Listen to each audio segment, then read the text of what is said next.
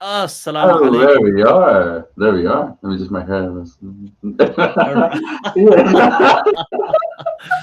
Right. Oh, Oh my actually, God, is that the time? Yeah, salam. I've gone on for way I too long. I know, Nobody's I gonna know. watch I know. this. They're gonna be like, Oh, yeah. don't worry. They'll watch it because I'm on. Don't worry, Mufti. Don't worry, Mufti. Right. Uh, Some people when I come up, they're like, "Oh, look, it's yeah. Wilkins, we haven't done our mind trap.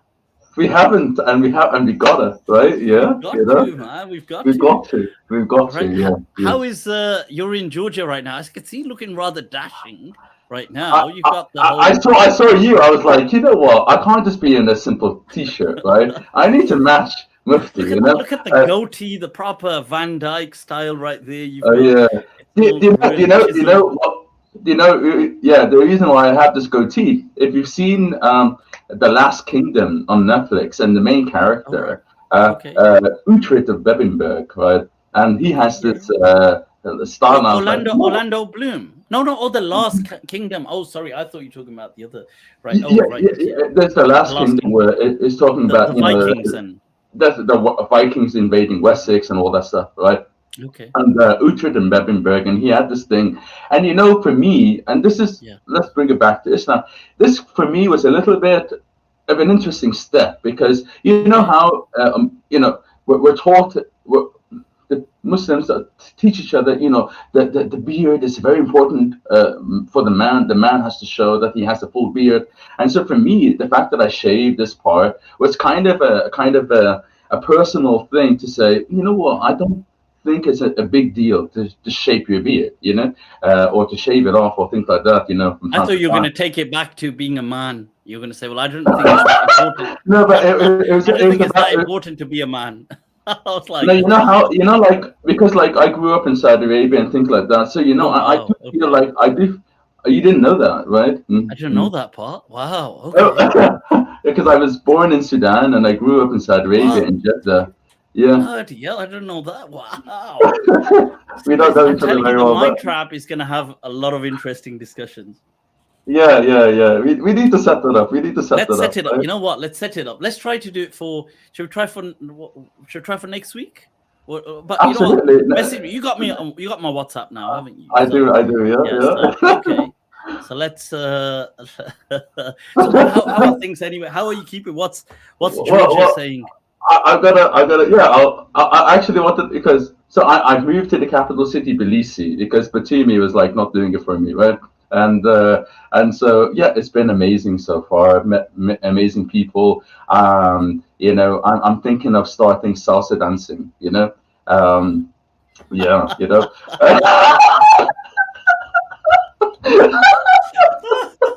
I was just.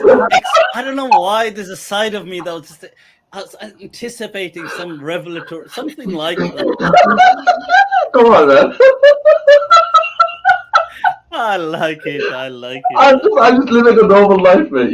So, Spicy, huh? I like it. I like it. So, and, and, and, okay. but I wanted to ask you because you asked me about you wanted to go to Spain and do Mhm. about Airbnb and so on, and it turns out you actually went to Spain. So, like, was my advice useful? Did you use Airbnb? How did that go? Oh Yeah. right. Oh right. I did actually ask you. Yeah, now I remember. But no, I mean we were part of a retreat, so they had kind of Oh, arranged for us with certain hotels that were no. in the thing, which were fine. I kind of got there, and then I selected a certain hotel, and that was all good. I didn't Mm. end up before. I wasn't too sure what when I asked you, I was thinking maybe if I because I know you kind of travel around and you do certain B&Bs and but yeah, so I just ended up with the retreat organizing it with the hotel, so it was all kind of sorted, organized for us. Oh, that's But really yeah, good. That's really yeah, good. Really good. that's Yeah. good. Yeah. Mm. Okay, so yeah, so okay, so you're taking up salsa.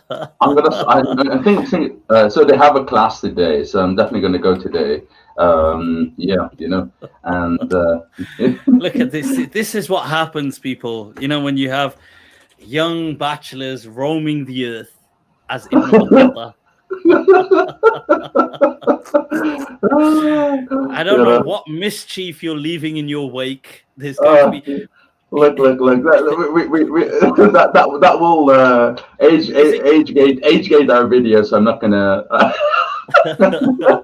In years to come, some Wilkinsons, maybe some of your future kids or grandkids are going to do some DNA test. They're going to go, what the hell? We're related to all these people around the world.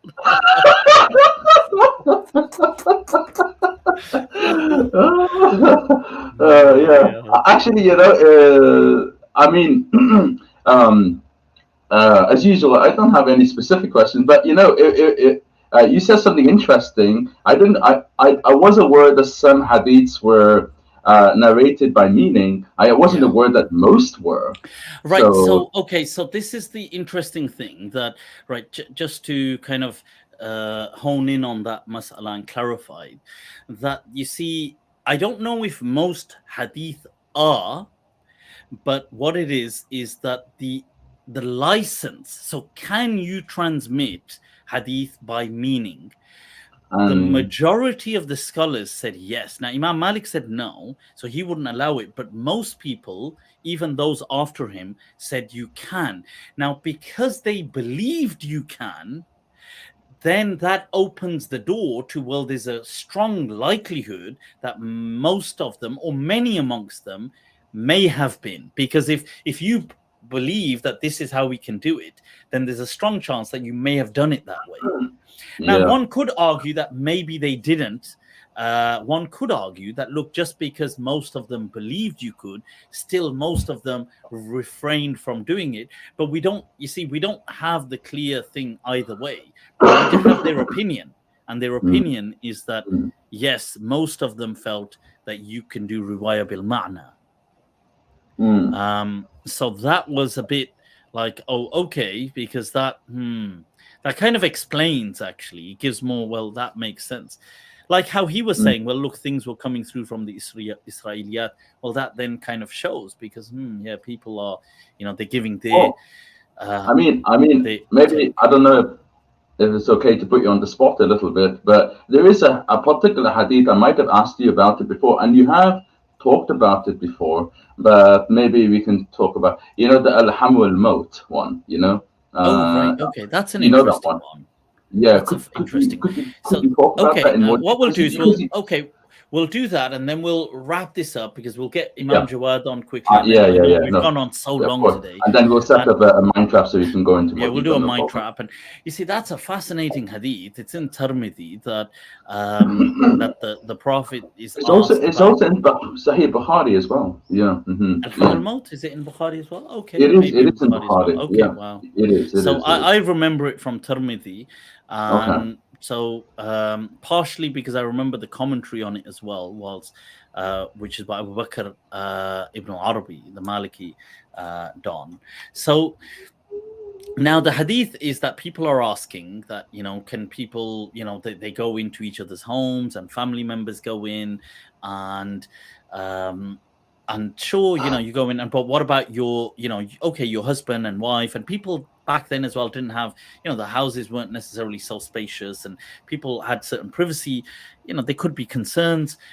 So the Prophet is asked, well, what about al-hamu? And the hamu it's a generic term that can just mean in-laws, as in male in-law, but often is used to refer to the brother-in-law. But technically, the word doesn't actually mean brother-in-law. The word just means like a male in-law relative.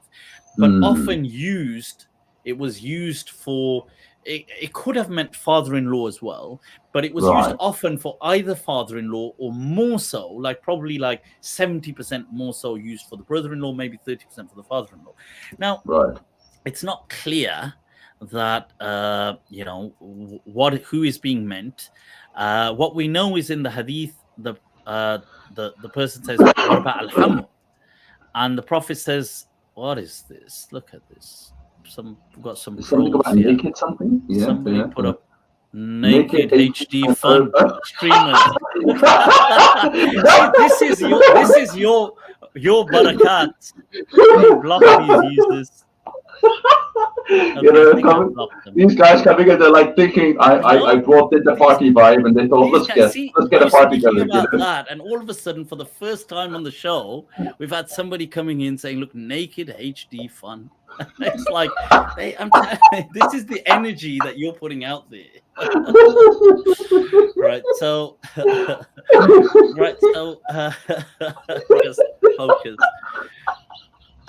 So we come back to the narration, Al-Ham Maut. Now, what's interesting is most scholars said that, look, the Prophet is saying that the male in-law is like death. And, because this is really dangerous. But what's interesting is I really love the way Ibn Arabi, the Maliki scholar, gives the definition, the explanation. He says, it's inevitable. Right? He says, it's inevitable, just as death. He says, yudakhiluha, like he will come, and he says it's inevitable, just as death will come. Whether you like it or you don't like it, the male in-laws will come and go, and from meaning that kind of setup they had. So I find that definitely. I heard that explanation before from yourself, and I thought that was really interesting. In my opinion, it makes way more sense because. There's another point to make, right? When my brother first sent me this hadith, it shocked me to my core because, the Prophet Muhammad in my mind, sallallahu alaihi wasallam, was always someone who's very soft, who's always wanted to, heal the hearts, not hurt the hearts. That was my image of the Prophet. And then when I saw Al-Hamul Maut, I was like, what the hell is this? Why is the Prophet speaking like this? And it just kind of confused me. Yeah, and it makes so much. Yeah, and it's so true that what you said, and that is the personality and the character of the Prophet sallallahu alaihi wasallam, rahmatan lil alamin. Yeah, exactly. So for me, it just didn't sit well with me. But your explanation that it's inevitable, that it's a more poetic expression. That made way more sense. And that stems from Abu Bakr ibn Arabi, the Maliki legend. Wow, I'm getting all this light coming in as well now. You know what? I better wrap this up. I'm going to go blinded in a moment. Yeah, I don't want to keep you too long. I know. Wilkins, drop me a message on WhatsApp, and let's pick it up from there. But much love. It's been a pleasure. And be wary. There's a lot of things going around, monkeypox and all these kind of new variations. So what? So be wary with your minglings. Don't worry.